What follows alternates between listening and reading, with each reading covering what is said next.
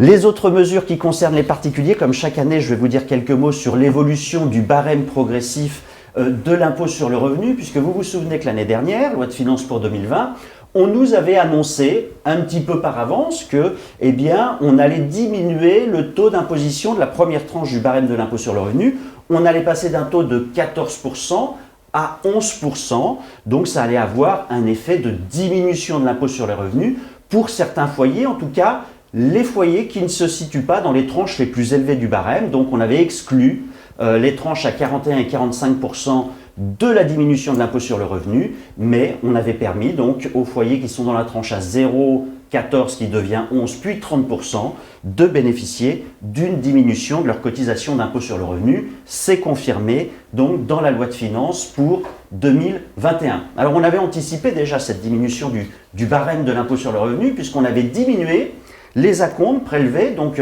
aussi bien la retenue à la source sur les salaires que les acomptes pour les travailleurs indépendants, on l'avait anticipé, même dans la grille de taux par défaut du prélèvement à la source, on avait déjà anticipé cette diminution, mais c'est donc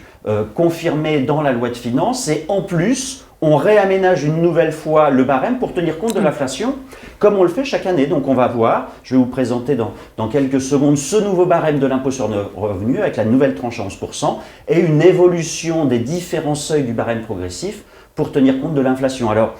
heureusement ou malheureusement, l'inflation 2020 a été assez largement maîtrisée, donc le barème de l'impôt sur le revenu évolue, les différentes tranches évoluent de 0,2% pour tenir compte de cette inflation estimé sur l'année 2020 et puis on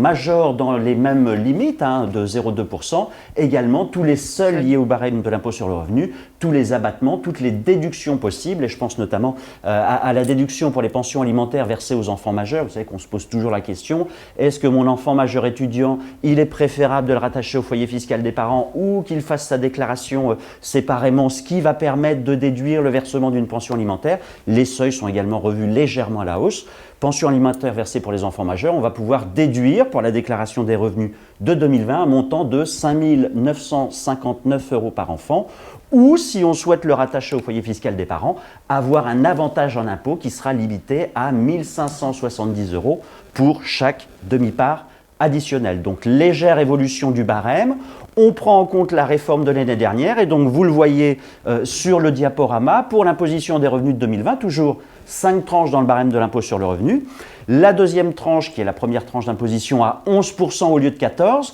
mais vous voyez qu'on a diminué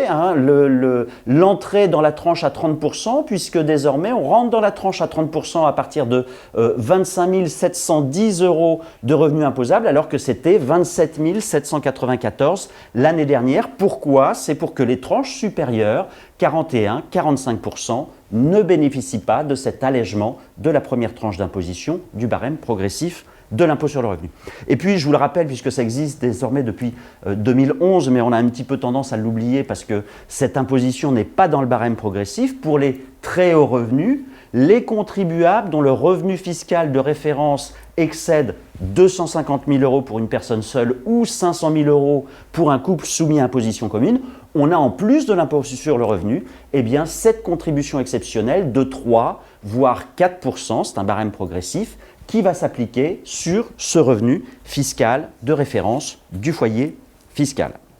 Donc le barème évolue conformément à ce qui avait été annoncé l'année dernière et on prend en compte, bien évidemment, comme chaque année, l'inflation pour fixer les tranches d'imposition au titre des revenus perçus au cours de l'année 2020. On est le 14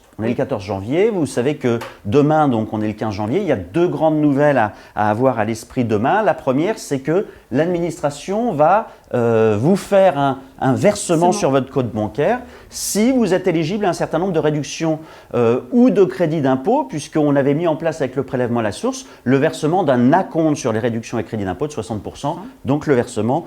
pour les contribuables éligibles doit avoir lieu demain. Et puis demain, Olga, il y a une autre bonne nouvelle. C'est en principe la possibilité, la mise en ligne du formulaire pour l'aide au titre du Fonds de solidarité du mois de décembre. Donc, on attend l'ouverture demain pour pouvoir faire ces demandes d'aide pour les entreprises qui sont bien évidemment éligibles au Fonds de solidarité. Que des bonnes nouvelles.